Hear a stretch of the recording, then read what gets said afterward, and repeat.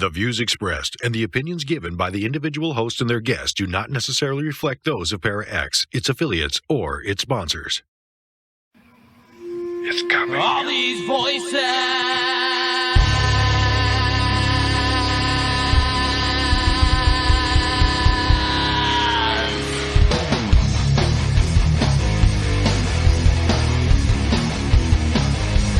All these voices. All these things you can't explain. All these painful memories. They keep haunting you. It's haunting me. It's just the ghosts of you and me. It's just the smoking gasoline. It's just the ghosts of you and me. Of you and me.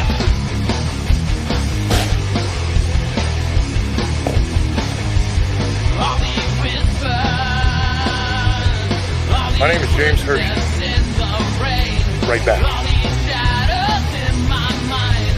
With my reflection I can't find. It's just the ghosts of you and me. It's just the smoking gasoline. It's just the That ought to ghosts do of it. you and me. Of you and me. Don't let them take you away. Don't let them bring you down inside. It's just the mirrors in your mind. Don't let them bring you down.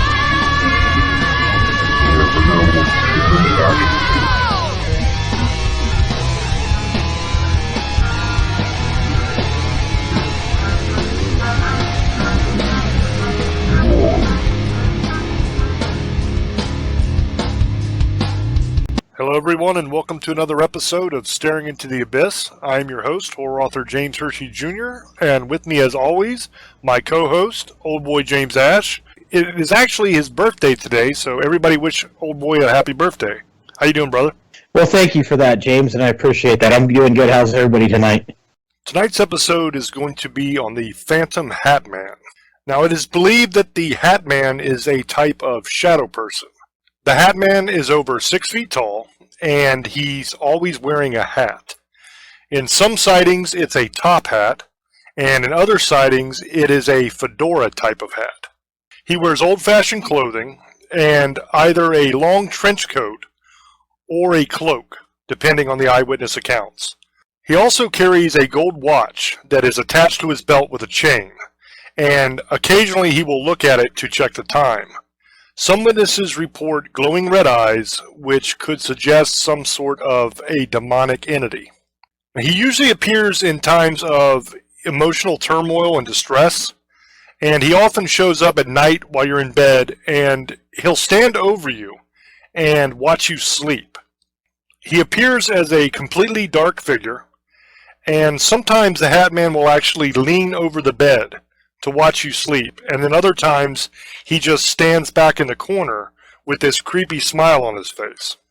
Now, I said that it is believed that the Hat Man is a type of shadow person, but unlike other shadow people, the Hat Man is said to have a solid form, so it has a solid body, and it doesn't just disappear when you see it, like a lot of shadow people do. Now, not all shadow people will disappear as soon as you see them, but shadow people do not ordinarily have a solid form, and the Hat Man supposedly does. And there are accounts of the Hat Man standing there watching people even after they wake up. He'll just stand there and just watch you as you're watching him. And then he will just casually walk right out the door, just like a normal person does. Instead of disappearing through a wall or just plain out disappearing, he just strolls right out the door like he owns the joint. The Hat Man usually just watches you, but there have been cases of him actually attacking people. In those cases where he attacks people, witnesses report being jumped on and choked. They report a severe burning in their chest and a very strong tingling sensation in their heads. The Hat Man is most likely to appear in places where a lot of negative emotion is taking place. These emotions could be something like fear, sorrow, hatred, depression, or in households where there is abuse that is taking place. Now, it can either be physical abuse, sexual abuse, verbal abuse, or even emotional abuse. All of these different kinds of abuse can draw the Hat Man in. Now, one theory on what the Hat Man actually is that he is a demon that is sent to drag those who are about to die to hell. One German soldier had an encounter with the Hat Man, and he asked who he was. And the Hat Man answered, Scratch. Now, could that be coming from the nickname of the devil, the old-fashioned nickname, Old Scratch? It's possible, I don't know. Another witness reported waking up in a hospital room, and the Hat Man was standing over top of him. And according to this witness, the Hat Man said, I almost had you, and then turned and walked out of the room. Witnesses also report that you can feel when the Hat Man is watching you. And it is so strong that it'll actually wake you up, that feeling. So you wake up from sleep with this feeling that something is watching you. And as you stare into the darkness, you are overcome with this feeling of unbearable evil. The seconds stretch by and your fear begins to reach a state of absolute panic. Now you're struggling trying to see through the darkness, and then over in the corner, a pair of glowing red eyes appear. The eyes glow bright enough to almost illuminate the face of the creature that is watching you, but not quite. The creature gives you a creepy smile and turns and walks out of the room. This is a good example of what a normal encounter with the Hat Man is like. Witnesses say that it not only seems like the Hat Man is enjoying their fear, but that he is actually feeding off their fear. Their fear seems to somehow make him stronger. The Hat Man is also able to cause a form of sleep paralysis when he's present. A lot of witnesses report not being able to move, as if they're paralyzed and helpless while he's there. Now what I wonder is, does the Hat Man appear when people are experiencing sleep paralysis? Or is he actually causing these people to be paralyzed while he's in the room? Because after he leaves, they always return to normal. Some people only see the Hat Man one time in their lives. But there are a lot of these witnesses that claim that the Hat Man has been visiting them over and over and over again for many, many years. A lot of the time the visitation started when they were just children, and they have continued for their entire lives. One witness reported that she only saw the Hat Man during the time that she was dating an ex-boyfriend. This man that she was dating was an evil and violent person that had violently assaulted several different women. Now, once she broke up with the boyfriend, the sightings stopped completely. This would suggest to me that the Hat Man can be attached to certain people. Now, this would make sense if the Hat Man is some sort of demonic entity. So what do we make of all this information from the eyewitness accounts of the Hat Man? It is thought that he is a shadow person. I've said that a couple times now in this show. Now, he shares some of the same characteristics of some of the demonic versions of shadow people. Characteristics such as feeding off of fear and negative emotions, and appearing as very dark or almost completely black. The difference, though, is that he has a solid form, and he seems to be much more evil than even your demonic versions of the shadow people. I think that he may have a lot of similar attributes to shadow people. But I think that the Hat Man is a completely different creature. I think that most likely he is some sort of demonic creature that likes to terrorize people and feed off of their fear. Now, maybe the reason that he stays with some people through their entire lives is that their fear is somehow better than other people's fear. Maybe it tastes better, or it is more pure, or stronger in some way, or makes him stronger in some way. To me, that kind of makes sense. There are encounters and sightings of the Hat Man all over the world. One interesting witness report that I would like to talk about comes from my home state of Virginia. And this comes from a witness named Brian, who met the Hat Man in his childhood home in Virginia, long before the phenomena of the Phantom Hat Man had been widely reported. So this happened a long time ago. Now, according to Brian, the Hat Man even brought along a few ghosts that took up residence in his closet. So this is a very interesting witness report, and I wanted to get Old Boy's opinion on this later, and I wanted to get all of y'all's opinion of this down in the comments below if you're watching the YouTube video right now. So I'm going to read this witness report to you. I grew up in a mostly well-adjusted family. My father was an Air Force officer, my mother a stay-at-home mom, and I have one older sister. In 1969, my family was relocated from Colorado to Northern Virginia. My dad had recently returned from a long tour in Southeast Asia. While waiting for a new home to be built, my family moved into a rental house in a typical suburban Northern Virginia neighborhood. The rental house was a 2-story deal with 1 bedroom downstairs and 3 up. Since my sister had seniority, I was assigned the downstairs bedroom. The 3rd upstairs room was designated a guest room. For a while, everything seemed fine. I liked having my own space where I could hang out with friends, and also use the unfinished basement to work on model airplanes. About 4 months into our time there, I started having problems sleeping through the night. After falling asleep, I would sometimes be awakened by sounds seemingly emanating from the closet. The sounds were really weird, almost like the muffled conversations of a large group of people. Almost like a ghostly dinner party or something similar. I was so frightened by these sounds, but I just lay there in the bed not moving. It happened to me several times, and I told my parents, but they laughed and told me I must be having nightmares. Finally, on one such night, I was so frightened by the noises that I left my room, went up the stairs, and lay down in the guest bedroom. I was very tired, but still too scared to sleep. As I lay there trying to relax, I suddenly noticed a tall, dark shape at the foot of my bed. The shape was silhouetted by a window behind. It was the shadowy outline of a tall, thin man in a large-brimmed hat. The shape wasn't moving much, just kind of hovering near the bed. But the figure was very well defined, sharp against the moonlight coming through the window. I couldn't see his eyes in the darkness, but I could tell that he was looking at me. I was petrified. I started to scream, waking my parents and my sister, who jumped out of bed, ran into the room and turned on the light. The man in the hat was gone. My family had no explanation for the story I told them, but they weren't laughing anymore. Although they had seen nothing, they knew I had seen something, real or imagined, and it had scared the daylights out of me. They were probably questioning my sanity at that point.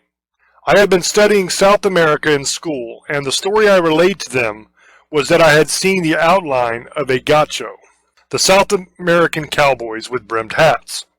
No one else in my family had ever had any strange experiences in that house. I had no more strange experiences after that night. So it wasn't until a few years ago that I finally heard about the Hat Man on a paranormal podcast. Hearing the description of other people who had seen something similar made the hair stand up on the back of my neck. I did a quick internet search and found stories and artist conceptions of the Hat Man. It was him. At long last, I knew what I had seen all those years ago wasn't just a figment of my imagination. Lots of other people had seen the same figure. My family now believes that I saw something that night in 1969.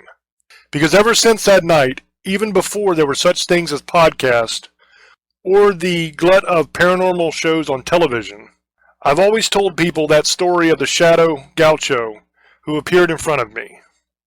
But now I know that it wasn't a gaucho, it was the Hat Man. And I really did see him. I know he really does appear to people in the night. We moved out of that house in 1970, and I've never seen another strange apparition like that since. I believe that what happened to me that night jump-started my extreme interest in the paranormal, a subject I'm very much interested in to this day. So that is the end of the witness report. Now the interesting part of this to me is the dinner party thing that he was talking about in the closet. I mean, here we know that there were sightings of the Hat Man way back in the Vietnam era. So this is something that goes back and even further back than that. Because they talk about a German soldier, I'm guessing that's probably around World War II. So we know that this is a phenomenon that's happened for a long time. It watches him at night when he's sleeping. That's pretty standard for the witness reports. But this is the first time I've seen where the Hat Man seems to have brought a bunch of ghosts with him. Because he's talking about that he's hearing what sounds like a dinner party going on in his closet at night. But he's paralyzed in his bed, not able to move. Now, one, was that being paralyzed because of fear? Or was it the sleep paralysis or the waking paralysis that is described as one of the powers of the Hat Man in a lot of these different witness reports? That's the first question I have. I don't know how we'd ever find the answer to it, but it's an interesting question. The second question is, what the hell was going on in that closet? Maybe the Hat Man is collecting souls. Because that guy in Germany said that he had the feeling that he was there to drag him to hell. And the guy in the hospital bed said that the Hat Man said, I almost had you. So maybe when he comes to you at night, he's trying to steal your soul. Or your spirit, maybe. And maybe he carries those spirits around with him.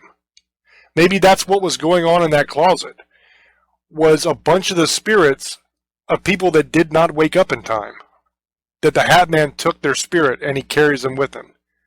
I don't know if he does it for company or some sort of prize. Maybe he feeds off them. Maybe he takes them with him for years and years and years, maybe hundreds of years, who knows, until he drains them completely of energy and then they just disappear. But maybe that's what's going on here. That's very interesting to me. And maybe a lot of those people that die in their sleep, maybe they didn't die of natural causes in their sleep after all. Maybe they were victims of the Hat Man. Maybe they ended up in that closet, or a closet much like it somewhere else. I also wonder if there's more than one Hat Man, or if it's just the one. Very interesting stuff. Kind of makes you rethink that whole dying peacefully in your sleep thing now, doesn't it? That's what we all used to wish for, man. When it was like, if I die, I hope I go in my sleep peacefully. Well, if this theory is correct, then maybe that's not such a great way to go after all. Because maybe you'll end up a slave. Food for the Hat Man. Having a dinner party in some guy's closet. Now I'm going to throw over to Old Boy now, and I want him to talk a little bit about the Phantom Hat Man. And this is interesting because he actually has had an encounter with the Phantom Hat Man himself. So it's going to be interesting to get a first-hand account from Old Boy of what he saw and what his experience was like, and then get his thoughts on the different theories and some of these different eyewitness accounts and his idea of what the Hat Man might actually be. And thank you for that, brother. Oh, this is interesting because I've actually seen the Hat Man different occasions, and we'll get into that in a minute. What I think this is, there's actually movies about the Hat Man. There's talk about the Hat Man being the Crooked Man. It was in The Conjuring 2, I think it was, and even the Babadook. What I think the Hat Man is either some kind of leader of the shadow people, or a very high demonic demon. And I think what he is a soul tracker. If he sees you, he's going to keep following you over time. And it may not just be for you, it might be for whoever he's watching.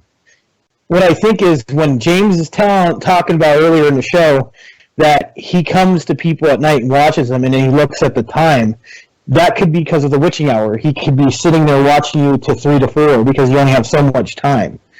And he's just watching you.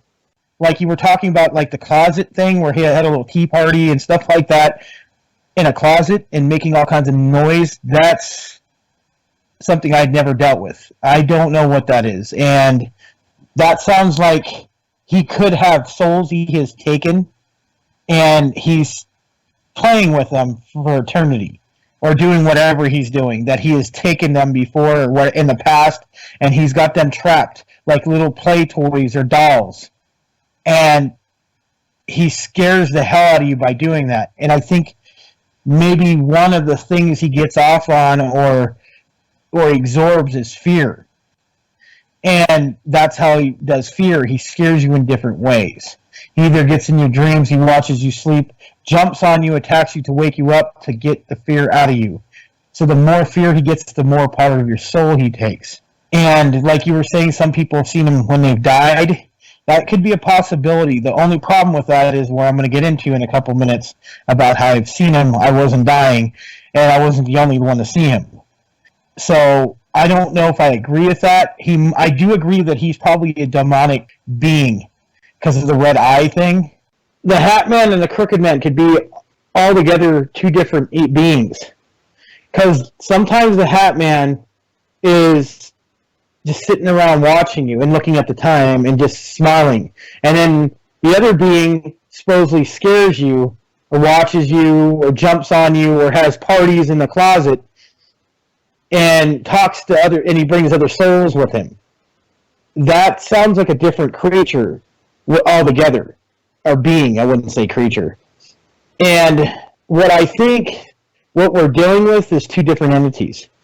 The one has red eyes, and the other one's just a shadow person, and that just watches you. And I think it's like a warning, and that's where the time comes in. It can only watch you for so long. Smiles, takes off. Then you have this other thing. It's like the Crooked Man, and I think this thing absorbs your soul. So that's my opinion on that. You will get into now what I've seen.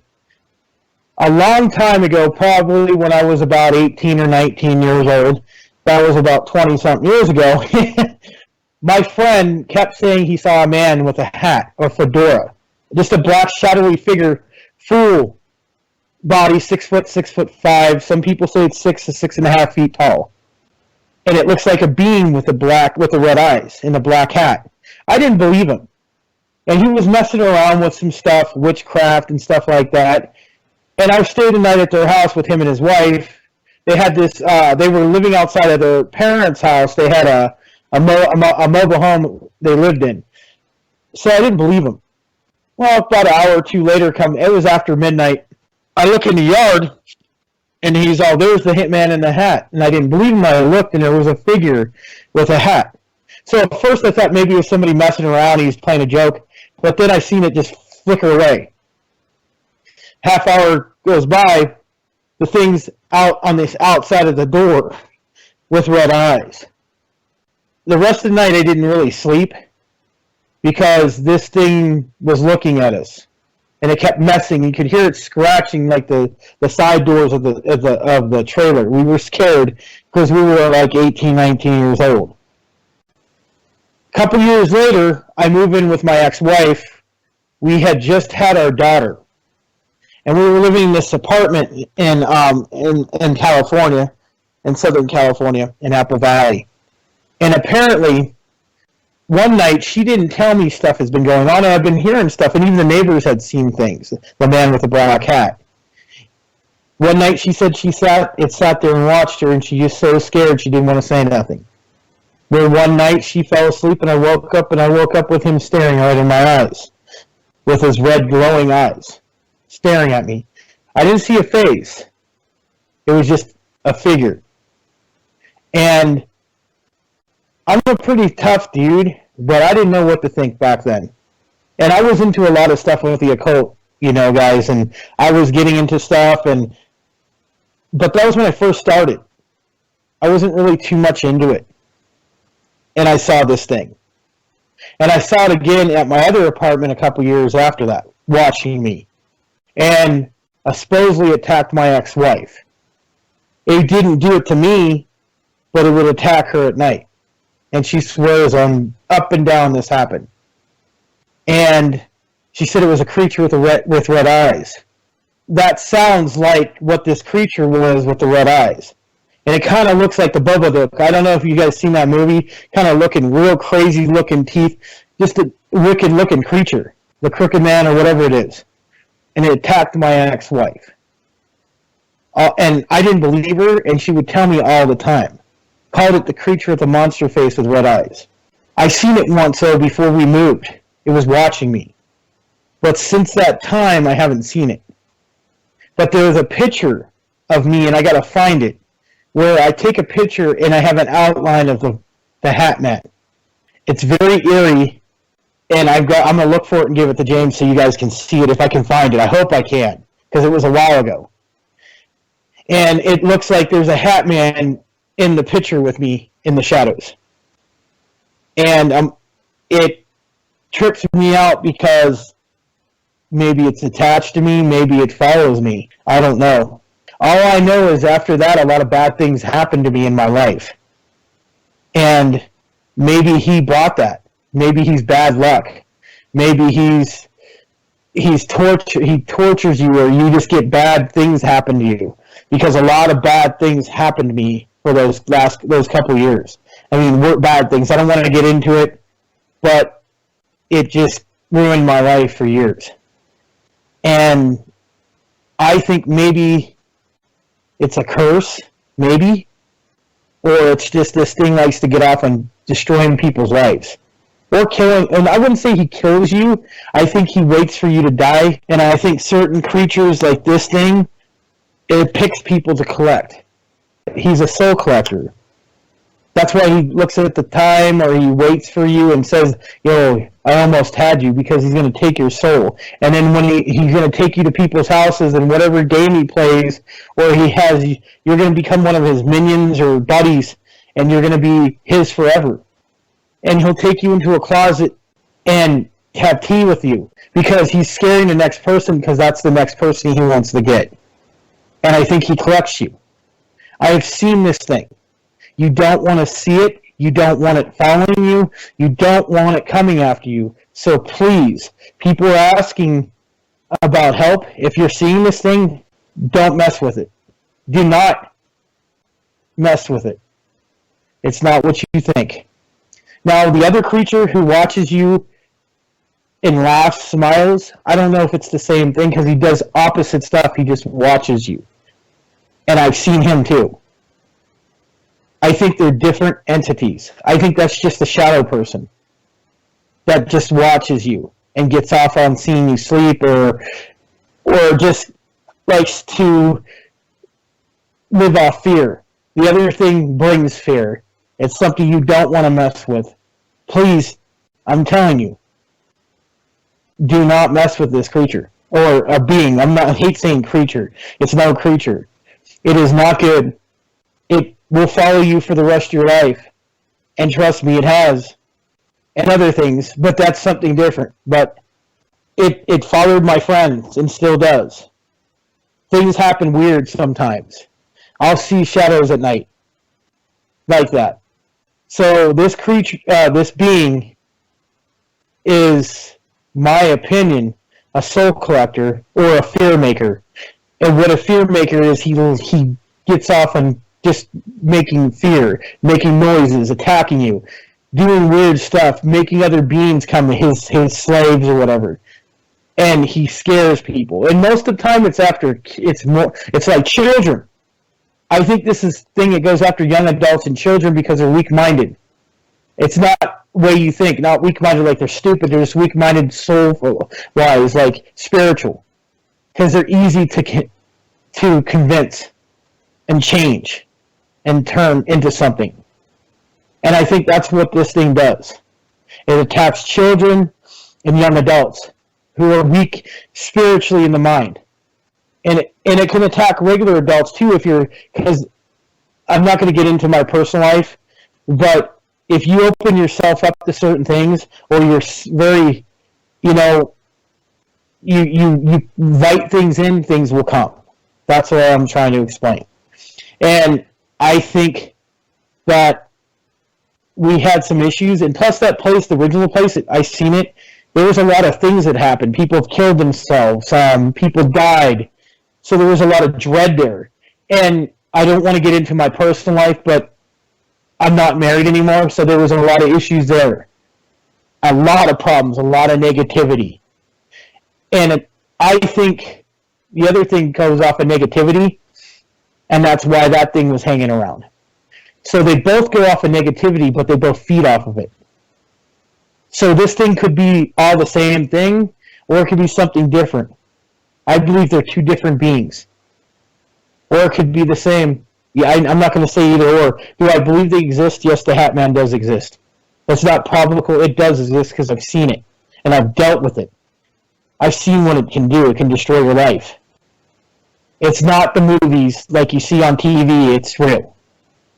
And it's something you don't want in your life. So if somebody tells you they see it, try not to get involved in it. Because he could come see you too. Trust me. And you don't want that in your life. So that's all I've got to say on that, James. It's interesting because I've had an experience kind of with the Hat Man as well. Now, I haven't personally seen the Hat Man, but I have dealt with the Hat Man. Let me explain this to you. I'll tell you this story. My grandfather was one of the toughest men that I've ever known in my life.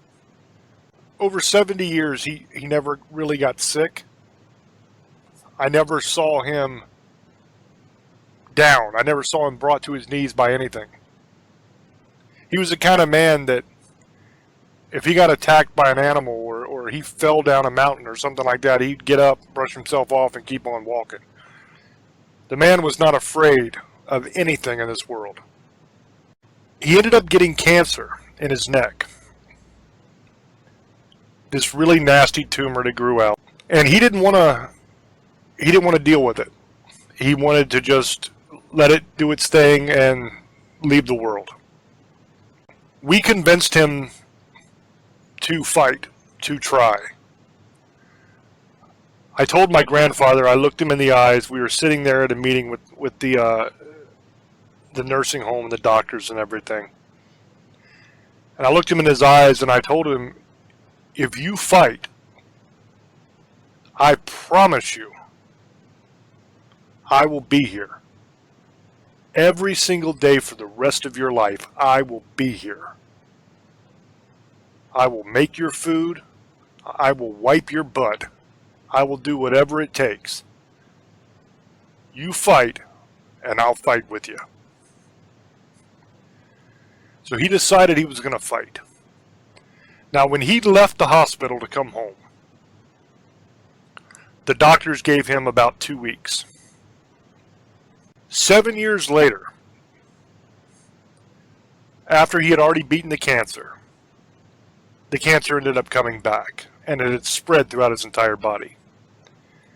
His system was too weak to do chemo anymore. Surgery was not an option because there was simply no way to get it all, because it was everywhere. So he decided that he was just going to leave on his own terms, so he just simply stopped drinking. He just wouldn't take water at all anymore. And nature ran its course, and he left the world. A couple months before he found out that he had the cancer back, he would tell me that he didn't want me to go home at night because I would get there early in the morning and make his breakfast. And I would make his lunch, and when my mother got off work, she would make his dinner. And then I would help put him to bed every night, carry him in there and lay him down in the bed and cover him up and everything. And then I would go home. He started telling me that he did not want me to leave and go home. I asked him why he didn't want me to go. It didn't make a lot of sense to me. Because what was I supposed to do? Sit there and watch him sleep? It didn't make any sense. And I would tell him, I'll be back in the morning. I'll be here before you get out of bed. I'll, get you up, get you cleaned up, and get you breakfast on and everything like that. But he said, no, Jamie, you don't understand. And that's what my grandfather always called me, was Jamie. That was my nickname growing up. He said, no, Jamie, you don't understand. A couple minutes after you walk out that door, the man in black shows up. And he stands out in the hall and he watches me. And I was taken aback. I didn't know what to say because my grandfather was not a man that believed in the paranormal whatsoever. If you started talking about ghosts or something like that, he would tell you were dumb and to shut the hell up. So it wasn't like him to say something like that. And he definitely wouldn't be making it up for attention. So then he started begging me if I was going to leave, could I bring his pistol in and sit it on the nightstand beside the bed? That way, when the man in black showed up, he could shoot his ass dead. That was his words. Now, my grandfather was no longer at his home. He got to the point when he couldn't really walk around anymore that we moved him out of his house over to my Uncle Billy's house because the hallways were a lot wider and you could get the wheelchair through. So I told my grandfather, no, I'm not going to give you your pistol because I don't want you to accidentally shoot my uncle in the face. Because it very well could happen because my uncle's bedroom was right beside there. So he had to walk right in front of my grandfather's door in order to get into his room to go to bed. So I didn't want in the middle of the night for my uncle to get up to pee or something like that and my grandfather to shoot him. But he kept talking about the man in black, he comes every night to watch me. So I decided to ease my grandfather's mind. Before I left each night, I would stay a little bit extra, and I would say a prayer out loud to keep the man in black from coming that night. Now, I had absolutely no idea whether this would actually work or not. It was mainly intended as a way to ease my grandfather's mind and to assure him that everything was going to be okay, that nothing was going to get him, that he would be safe. So for about a week, every single night, I would stand in that doorway where the man in black would come and stand, and I would pray out loud.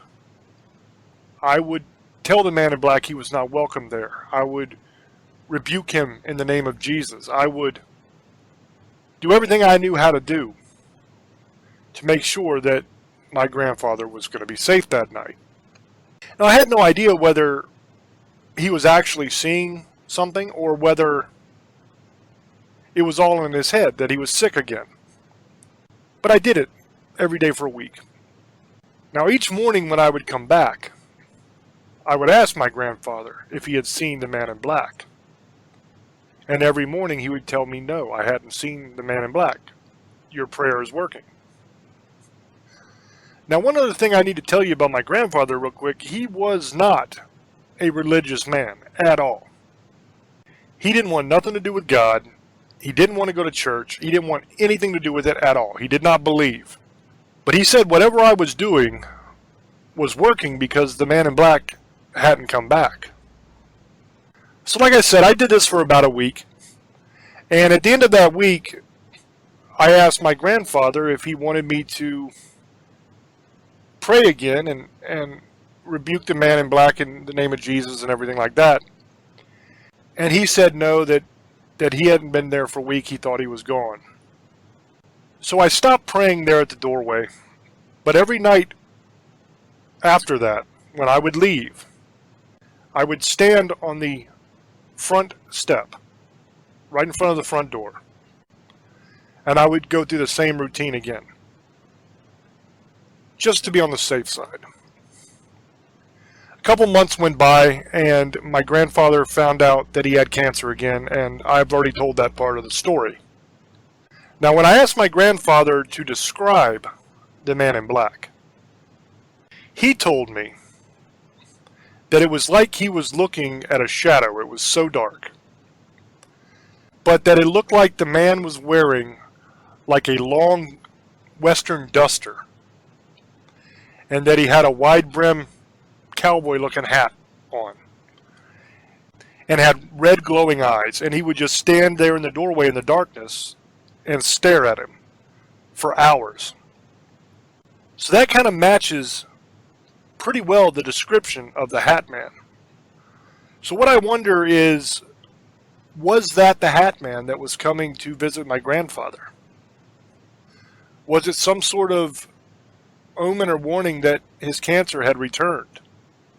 Was he coming to collect that soul when my grandfather passed? Because it was only a few months after he started seeing him that he found out that he had cancer again.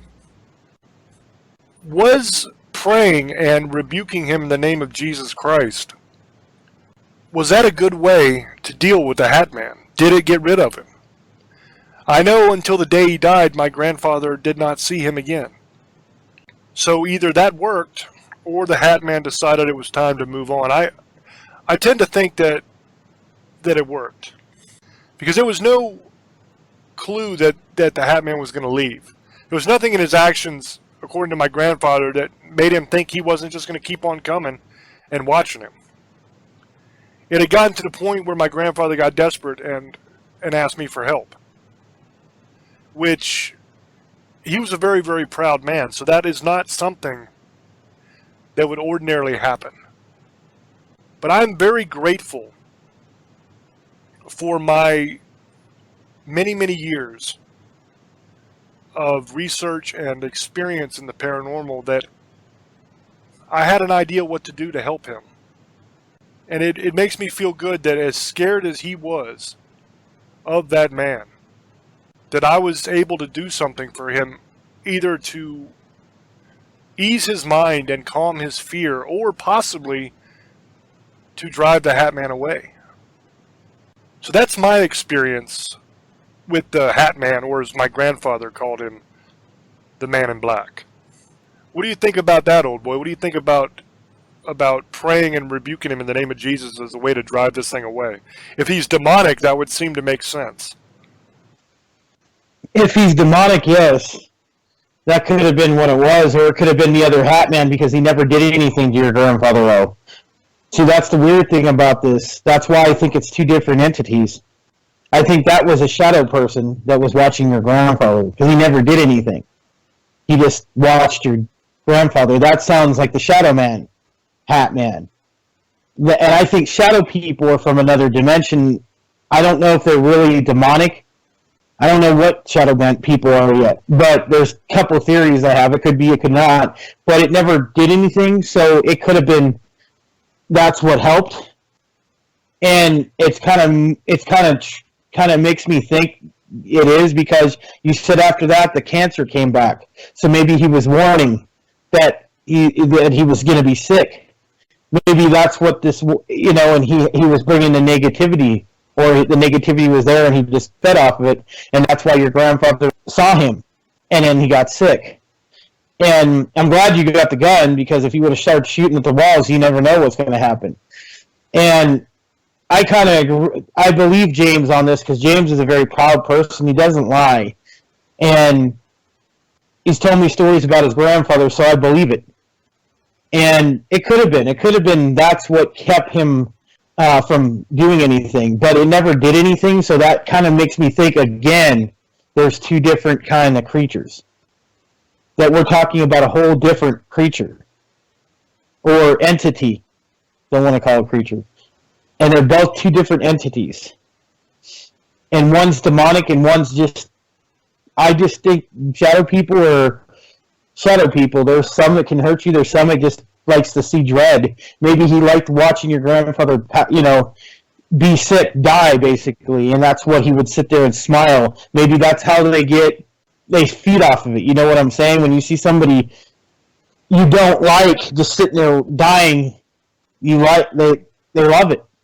So that's all I could think, but I think it probably was why the thing went away, that you rebuked it, and it gave your grandfather peace, and that's a great thing. But my mom, which you guys is, my mom's a reverend, and she blessed my house and it still came.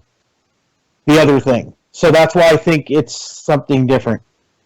That's what I was trying to say, that I want to figure if this is two different entities.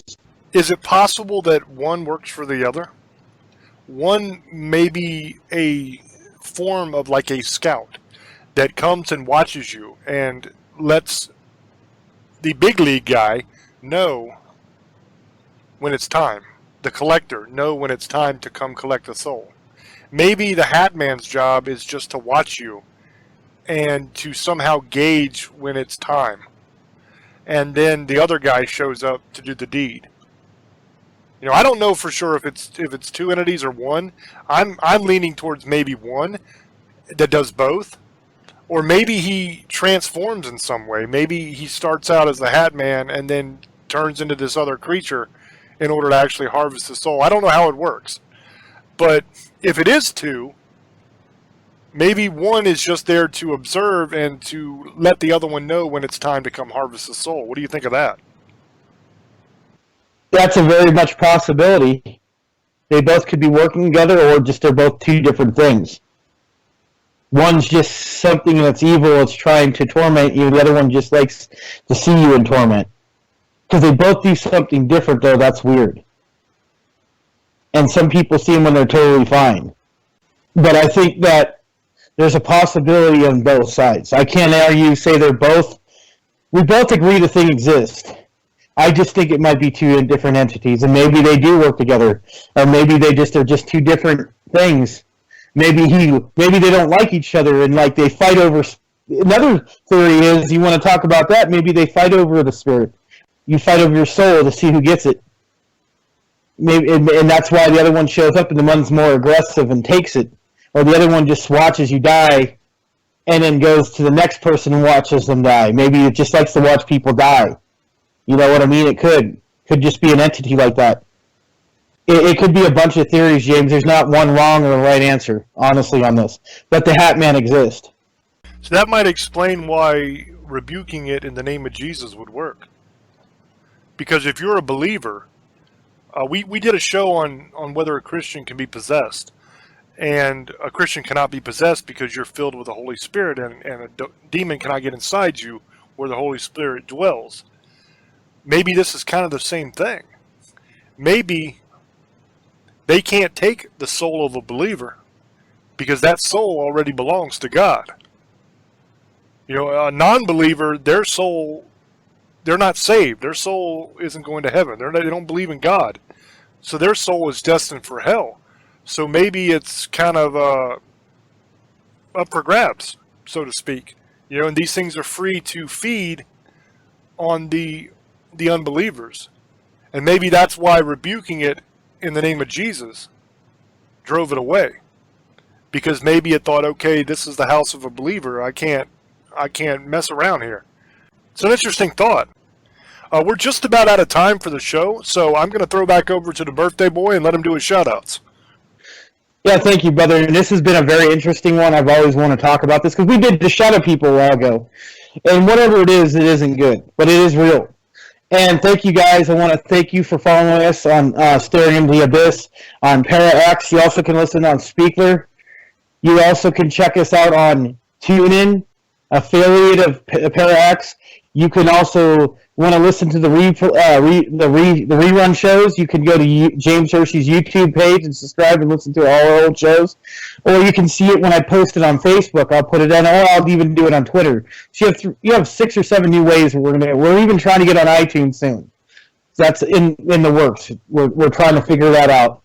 But I want to thank you guys for all you guys following us. We're almost at 2,500 subscribers, and we're like 5 or 6 away. So that's a good, awesome number for YouTube. And remember our merchandise. You want to buy some shirts of Staring or gear, and James will tell you where to go in a minute to go find that stuff on the merch. And thank you guys. I love you. Always have a great time doing the show. Every week's awesome. It's always a great, different show. It's never going to be the same, guys. We do a different show every week. That's why we're different than anybody else, because we look at the facts. We try to figure out, yes, we're not experts, but we try to figure out what we think and what we find as proof. And I love doing it. So, guys, have a great night. Demon Hunters, Sugar Ladies, and Misfits.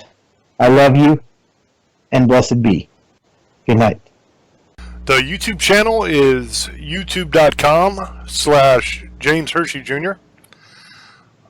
The merchandise store is teespring.com/stores/Staring into the Abyss.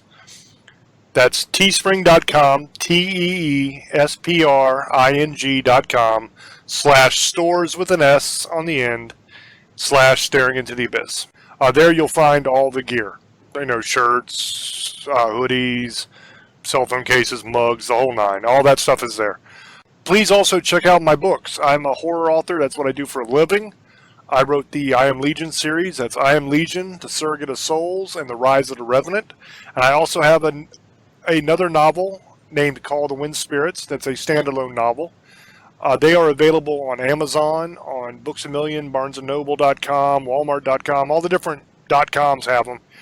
Some stores carry them, some stores don't. It all depends on the individual store. Selling books in print is kind of becoming a dead thing. It doesn't happen very much. There's not many stores that have a whole lot of books anymore. You'll still find a lot at Books A Million, but like stores like Walmart and stuff, there's a tiny little section now. It's terrible. But all of the websites have them. You can order them anywhere. Any bookstore can carry the book. So if they do not have it there, just ask for it. If you want to order from your favorite bookstore, you can absolutely do that. But give them a read and let me know what you think. A lot of people have bought them. A lot of people seem to really, really like them. I've had a lot of success with them. And I think that they're pretty damn good. So give them a read and let me know what you think.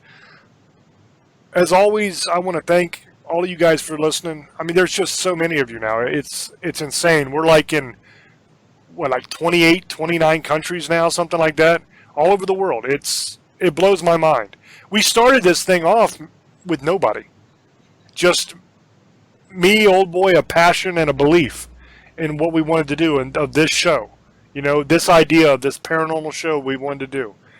And we were like voices shouting into the wilderness, man. There was nobody listening. But it's really started to blow up into something. And that's really awesome. And that's really thanks to you guys. You know, if it wasn't for you guys listening every week, we wouldn't be having the kind of success we're having. So from the bottom of our hearts, thank you very much. We greatly appreciate you. We value you. And another cool thing that's starting to happen is there's people that are starting to leave their stories. They're commenting on the YouTube videos and they're commenting on Facebook and Twitter and places like that, and are starting to tell us their stories of things that have happened to them in their lives, which is fascinating. I love that. Please keep doing that. That is so cool to be able to hear your stories of the things that have actually happened to you. And some of them, if they're really good, we'll do a show on them sometime. So the whole world will be able to hear your story, and we'll try to figure out what the hell's going on. So that's an amazing thing. I've been blessed enough to be able to help out on some cases in England and here in the States of people that are being attacked by different things, and they're trying to figure out what it is and what's going on. And I've been able to actually, talk to the people that are investigating on the ground and help them out. So it's really turning into a real blessing for a lot of people. So thank you guys so much for listening. Thank you for all your support. We absolutely adore you. And until we speak to you again, love many, trust few, and do harm to none. God loves you, and so do we. Bye-bye.